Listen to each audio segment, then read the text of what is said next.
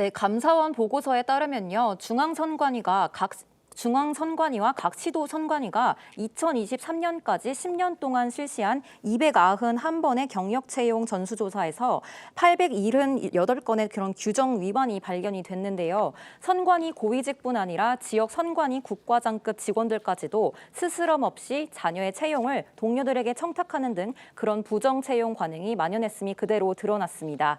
청탁을 받은 선관위 직원들이 동료 직원의 자녀를 뽑기 위해서 면접위원회 평가표를 조작하고 문제가 전혀 없는 합격자를 부당하게 탈락시키거나 야근 중에 몰래 엑셀 시트로 면접 점수를 조작하는 사례도 적발이 됐습니다. 이처럼 노골적일 정도의 이런 부정 채용이 계속될 수 있었던 건 선관위가 관련 투서를 접수하고도 묵인 방조했기 때문인데요. 선관위 내부에서 간부들이 호시탐탐 자녀들을 데리고 오려고 노리고 있다. 내 목구멍이 포도청이라서 어쩔 수가 없다. 선관위가 가족 기업으로 전락했다는 등의 불만들이 공공연하게 제기가 됐는데 조치가 전혀 취해지지 않은 것으로 드러났다고 감사원은 전했습니다. 감사원 보고서 내용 언론 보도에서 눈길을 끄는 부분 조금 더 소개해드리면요. 이런 내용도 있습니다. 중앙선관위, 그다음에 지역선관위 인사 담당자들이 감사원 감사 과정에서 이런 얘기를 했다고 합니다. 선관위는 가족회사다. 이런 취지로 얘기를 했고요. 특히 채용이 불거져서 이제 가령 뭐 투서 같은 것이 들어오더라도 선거만 잘 치르면 된다. 이러면서 무시했다는 겁니다. 특히 채용에 관여했다가 적발된 한 직원은 감사원 조사에서 이런 얘기를 했는데요. 과거 선관위가 경력직 채용을 할 때 믿을 만한 사람을 뽑기 위해서 친인척을 채용하는 전통이 있었다. 이렇게 주장을 했다는 겁니다. 이처럼 선관위의 채용 의혹 실태가 심각한 상황인데 헌재가 감사원의 선관위 직무감찰은 위헌이다 이렇게 판단하니까 여야 정치권의 반응 사뭇 달랐습니다. 네, 그렇습니다. 민주당은 윤석열 정권의 감사원이 전 정부 표적감사에만 매달려왔다면서 불법적 이런 권한 남용에 제동이 걸렸다고 헌재 판결을 환영을 했고요. 국민의힘에선 선관위는 범죄 마피아 패밀리라면서 국정조사나 인사청문회 등을 도입해서 비리를 밝혀야 한다고 주장했습니다. 여야 목소리 이어 들어보시겠습니다. 오늘 판결이 1차적으로는 감사원을 향하고 있지만 더 본질적으로는 윤석열을 향하고 있기 때문입니다. 윤석열 정권의 감사원은 시종일관 전 정부 표적감사에 매달려왔습니다. 이제는 중앙선관위에 대해 한시적인 국정조사법을 도입해서 부정과 비리를 바로잡을 수 있도록 해야 합니다. 선관위의 실무 책임자인 사무총장에 대한 국회 인사청문회도 도입하겠습니다. 특히 청년 세대들은 아주 분노를 하고 있습니다. 결국은 치해복권지대를 만들어준 것이 아니냐라는 것이 우리 젊은 세대들의 공통적인 생각입니다. 자정 능력을 상실했습니다. 먼저 패널들께 어제 감사원이 발표한 선관위의 채용 비리 관련 그 감사 보고서 내용에 대해서 여쭤볼 텐데요. 이 선관위의 채용 비리에 대해서 감사원이 특히 문제점이라고 지적한 부분은 바로 이겁니다. 고위직들의 인사비리 실태가 너무 적나라했다 이겁니다. 예를 들면요. 김세환 전 중앙선관위 사무총장 같은 경우는요. 아들을 위해서 없는 자리를 만들어서 채용을 했는데 채용한 뒤에는 규정이 없는 관사를 무상으로 제공을 했고요. 어떻게든 관사 좀 하나 해달라 이렇게 신무진한테 뭐 청탁 아닌 청탁을 했다는 겁니다. 그리고 이 아들은 선관위 직원들 사이에서 세자 이렇게 불렸다고 합니다. 또 송봉섭 전 선관위 사무차장 같은 경우는요. 신무진한테 이거 내 딸이 지원해도 되겠느냐 이렇게 사실상의 채용 청탁을 했고 이러니까 신무진은 경쟁자가 없이 그냥 1인 채용 방식으로 그 전 차장의 딸을 합격을 시켰다고 합니다. 경남 선관위의 한 과장은요. 인사 담당자한테 내 자녀가 이번에 채용 지원을 했다 이렇게 노골적으로 얘기를 했고요.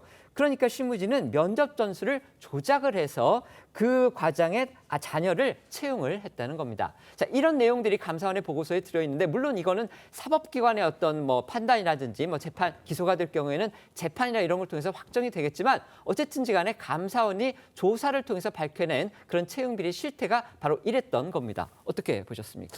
이게 선관위의 지금 부정채용 부분들은 이거는 용납할 수 있는 수준을 훨씬 넘었었죠. 이 부분들에 있어서는 정확하게 발본색원을 해서 다시는 이런 일이 재발하지 않도록 하는 것은 분명합니다. 권선동 원내대표가 얘기했던 여러 가지 방안들, 뭐 국정조사권이라든지 사무총장에 대해서는 일단 인사청문회 도입 부분도 여야가 머리를 맞대고 재발 방지책으로 쓸만한 얘기인 것 같아요. 다만 이제 헌재 결정에 대해서 알고할 필요는 없는 것이 헌재는 대한민국의 큰 축의 틀에서 판단한 거라고 봅니다.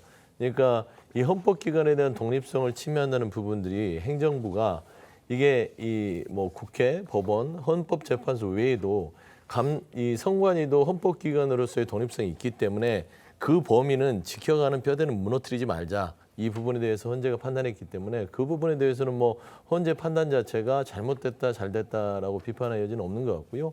다만 이 선관위에 대한 이제 제도적인 미비점에 대해서는 분명히 선관위 자체가 지금 뭐 그런 데서 헌법기관에서 해제할 수는 없는 거 아니겠습니까? 그래서 그런 부분은 별개의 문제로 따로따로 생각하면서 이런 부정채용에 대한 어떤 재발을 방지하는 그런 부분으로 좀 가는 것들이 조금 생산될 것 같습니다. 네.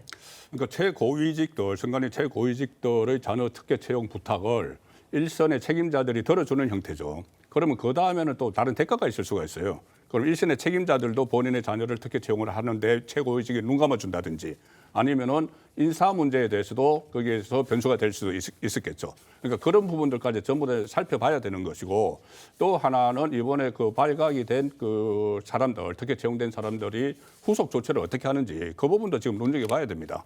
그리고 조금 전에 그 이야기를 했죠. 이렇게 뭐 특혜 채용과 관련한 투서가 들어오더라도 우리가 선거만 잘 치르면 된다 하는데 선거를 잘 치렀을 가능성이 저는 낮다고 봐요.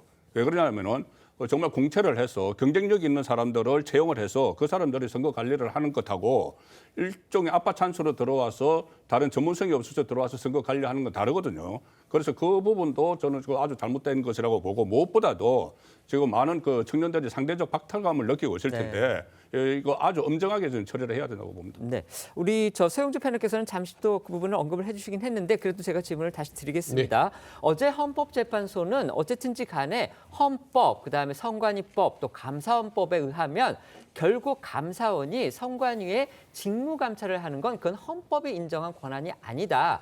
헌법상 어쨌든 선관위는 독립된 기관이기 때문에 대통령의 밑에 있는 감사원이 선관위를 직무 감찰하는 건 그거는 헌법상 선관위의 독립성을 해치는 것이다. 이렇게 지금 얘기를 했습니다. 그런데 아까도 제가 말씀을 드렸지만 이렇게 적나라하게 선관위의 직무 채용 비리 이런 것들이 드러난 상황에서 그렇다면 선관위는 과연 누가 검증을 하고 누가 견제를 하느냐 이런 문제가 제기가 되는 겁니다. 그래서 지금 여당에서는 그것과 관련해서 별도의 특별 감찰관과 같은 그런 제도를 만들어야 되겠다. 이거 입법하자. 이렇게 지금 야당에 제의까지 하고 나온 상황입니다. 이 부분에 대해서도 논평해 주시죠. 일단 왜 이게 선관위가 헌법기관이 됐느냐 하면은 그 전에는 1960년에 3.15 부정선거 전에는 내무부의 선거관리위원회 소속이었어요. 법적기구였죠. 정부부처의 한 정부부처의 한 기관이었습니다. 그렇습니다. 그렇기 때문에 모든 그 어떤 정부에서도 자체 감사도 하고 감찰도 할 수가 있었는데 3.15 부정선거 이후에 별도 헌법기관으로 만들었거든요. 그래서 이 선거관리위원회를 헌법기관에서 법률기관으로 만들려면 개헌을 해야 되는 문제가 있어요.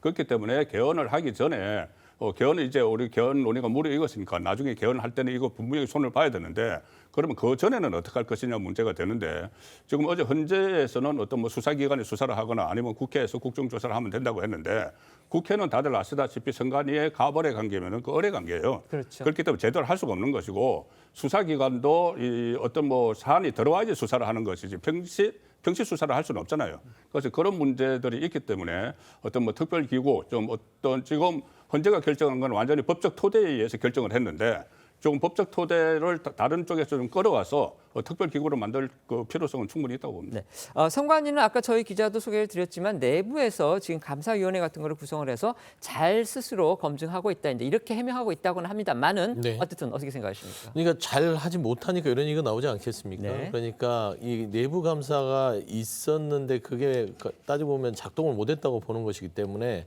저는 외부 인원을 통해서 상시적으로 감찰할 수 있는 그 구조를 한번 고민해 보고요. 그래서 저는 선관위 문제를 이번에는 그냥 넘어갈 수는 없다. 이 부정채용 이 부분에 있어서 전체적인 시스템을 바꿔야 된다면 이번 기회에 전체 국회가 논의를 여야간해서 선관위의 구조의 헌법기관에 대한 어떤 권능을 형해시킬 수는 없고 그 구조가 너무 헌법기관에 둘러싸여서 치해복권처럼 보여서는 안 되기 때문에 이 부분은 좀 이제 하나의 과제로 남았다 정도 좀 말씀드리고 싶습니다. 알겠습니다.